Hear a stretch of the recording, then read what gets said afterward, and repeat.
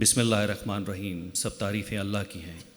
جو کائنات کا اکیلا خالق ہے، مالک ہے، رازق ہے اور اس کا کوئی شریک نہیں۔ اما بعد،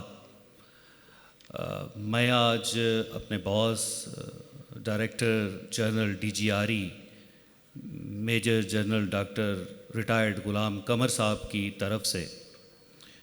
آج کے اس بہت ہی خوبصورت دن جس میں تقریبی رونمائی کتب ہو رہی ہے، شیخ الاسلام ڈاکٹر علامہ طاہر القادری صاحب کی، اس موقع پر میں قبلہ جناب خرم نواز گندھاپور صاحب کو، ڈاکٹر میر آصف اکبر صاحب کو اور علامہ صاحبزادہ نفیس صاحب اور ان کے رفقائے کار کو بہت مبارک پیش کرتا ہوں۔ گفتگو چل رہی ہے ایک مرد قلندر کی، ایک مرد آہن کی، سوچ کی، گفتگو کی، ان مائل سٹون کی جو انہوں نے اپنے علم سے، اپنی حکمت سے، اپنے تدبر سے حاصل کیے اور اس پراشوب دور کے اندر اسلام کے سپاہی بن گئے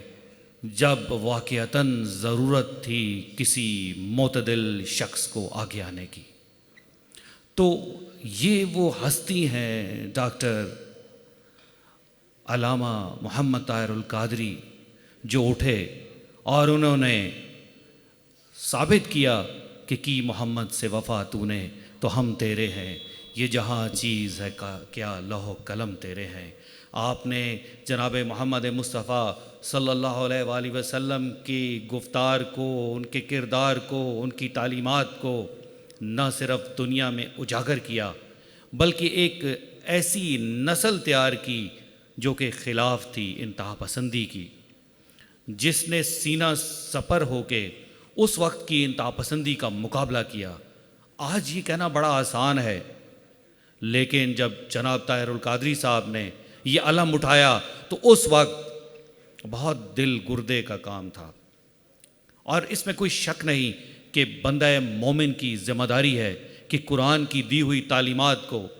وہ زمین پر امپلیمنٹ کرنے کی کوشش کرے۔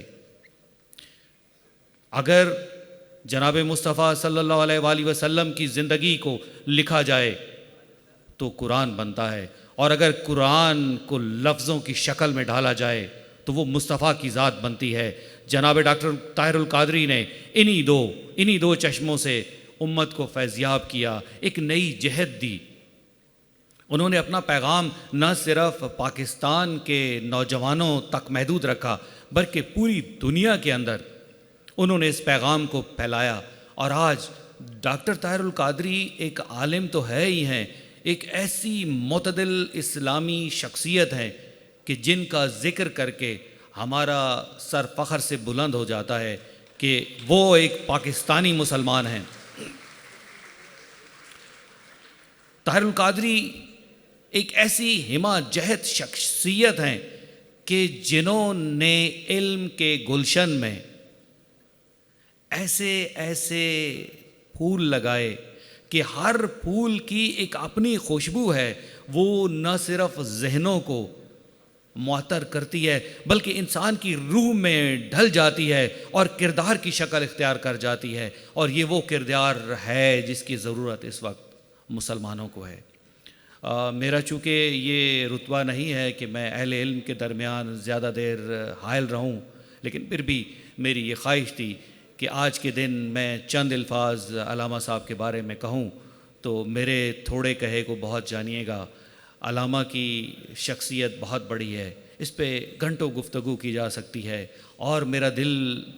دل یہ کہتا ہے کہ کاش ہم سب ان کے افکار کو اپنائیں اور ایک سچے، سچے اور کھرے مسلمان بن جائیں۔ آپ کا بہت بہت شکریہ۔